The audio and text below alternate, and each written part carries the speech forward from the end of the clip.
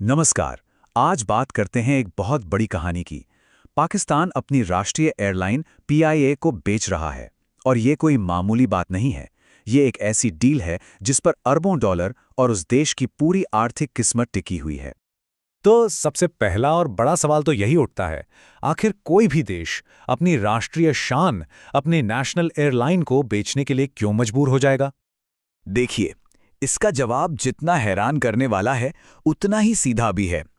पाकिस्तान के लिए ये सिर्फ एक बिजनेस डील नहीं है।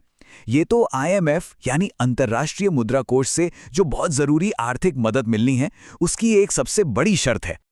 तो चलिए इस सौदे की परतों को खोलते हैं। ये सिर्फ एक एयरलाइन की कहानी नहीं है, ये कहानी है पाकिस्तान की पूरी अर्थव्यवस्था को बचाने की एक बड़ी जद्दोजहद का हिस्सा। और तारीख है 23 दिसंबर। इस दिन पूरी दुनिया देखेगी जब पीआईए की नीलामी लाइव होगी। सोचिए, करीब 20 साल में पाकिस्तान का यह पहला इतना बड़ा निजीकरण है और सरकार का वादा है कि सब कुछ एकदम पारदर्शी तरीके से होगा। और दांव पर क्या लगा है? कोई छोटी मोटी रकम नहीं, पूरे 7 अरब डॉलर। ये आईएमएफ बेलआउट पैकेज पाकिस्तान की लड़खड़ाती अर्थव्यवस्था के लिए एक लाइफलाइन की तरह है और पीआईए की बिक्री इसे हासिल करने की चाबी है।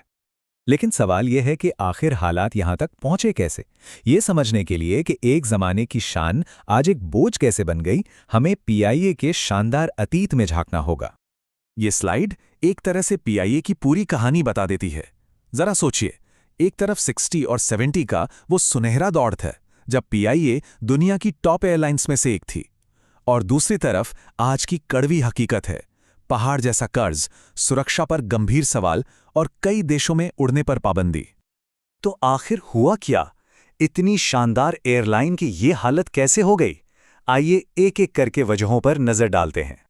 सबसे पहली और सबसे बड़ी वजह पैसा। पीआईए पर आज 825 अरब पाकिस्तानी रुपए का भारी भरकम कर्जा है। ये इतनी बड़ी रकम है कि इसने एयरलाइन को दिवालिया होने की कगार पर ला खड़ा किया है। और ये कोई आज की समस्या नहीं है, सिर्फ पिछले 10 सालों में ही पीआईए को 2.5 अरब अमेरिकी डॉलर का घाटा हो चुका है, जो लगातार देश के खजाने पर एक बड़ा बोझ बना हुआ था। लेकिन बात सिर्फ कर्ज की नहीं है, एक और बड़ी वजह है जरूरत से ज्यादा कर्मचारी। अंदाजा लगाइए, पीआईए में एक विमान पर कितने कर्मचारी हैं? औसतन 500। ये दुनिया में किसी भी एयरलाइन के हिसाब से बहुत बहुत ज्यादा है। ये चार्ट देखिए, समस्या कितनी बड़ी है ये साफ हो जाएगा। पीआईए की तुलना टर्किश एयरलाइंस से करें, जहां एक विमान पर सिर्फ 94 कर्मचारी हैं। मतलब अंतर जमीन आसमान का है। और फिर हाल के सालों में तो जैसे एक के बाद एक मुसीबतें आईं। 2020 में कराची प्लेन क्रैश के बाद एक भयानक घोटाला सामने आया कि कई पायलटों के लाइसेंस ही नकली थे। इस एक खुलासे ने यूरोप, अमेरिका और ब्रिटेन में पीआईए के दरवाजे बंद कर दिए और एयरलाइन की कमर ही तोड़कर रख दी। वैसे निजीकरण की एक कोशिश पिछले साल भी हुई थी, जो नाकाम रही। तो सवाल यह है कि भाई इस बार ऐसा क्या अलग है जो खरीदारों को अपनी तरफ खींच सकता है? चलिए देखते हैं। देखिए, इस बार सरकार ने 2 बड़े दांव खेले हैं। पहला, पीआईए के भारी कर्ज का एक बड़ा हिस्सा एक अलग कंपनी में डाल दिया गया है, जिसका बोझ आखिरकार आम जनता यानी टैक्स पेयर्स पर ही आएगा। और दूसरा, इस बार 51 से 100% तक हिस्सेदारी बेची जा रही है, जिससे नए मालिक को कंपनी चलाने का पूरा कंट्रोल मिलेगा। तो खरीदार कौन है? 4 घरेलू ग्रुप्स को चुना गया है, जिनमें पाकिस्तान के बड़े बड़े बिजनेस घराने शामिल हैं। पर एक नाम है जो सबका ध्यान खींच रहा है, और वो है फौजी फाउंडेशन, जो सीधे तौर पर सेना से जुड़ा एक समूह है। तो अब आते हैं सबसे अहम सवाल पर। मान लीजिए ये डील हो जाती है, तो पीआईए का भविष्य कैसा दिखेगा और इस नई शुरुआत की असली कीमत कौन चुकाएगा? खरीदारों की तरफ से एक बहुत ही चौंकाने वाली मांग आई है, और वो ये कि सभी मौजूदा कर्मचारियों को तुरंत नौकरी से निकाल दिया जाए। ये इस डील के मानवीय पहलू की एक कड़वी सच्चाई है। इसका सीधा मतलब ये है कि हजारों कर्मचारी और उनके परिवार अपनी नौकरी और पेंशन को लेकर एक अनिश्चित भविष्य की तरफ देख रहे हैं।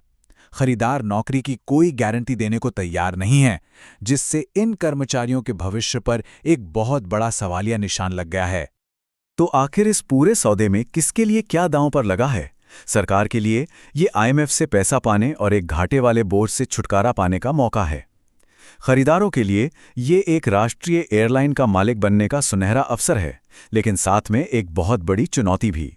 और कर्मचारियों के लिए, उनके सामने तो बड़े पैमाने पर नौकरी जाने और अपनी पेंशन खोने का सीधा खतरा मंडरा रहा है। तो आखिर में सवाल यही है, क्या ये बिक्री एक डूबते हुए जहाज को बचा पाएगी और पीआईए को उसका खोया हुआ गौरव वापस दिला सकेगी? और अगर हां, तो इस नई उड़ान की कीमत कौन चुकाएगा? कर्मचारी, टैक्स पेयर्स या फिर पूरा देश? इसका जवाब तो आने वाला वक्त ही देगा।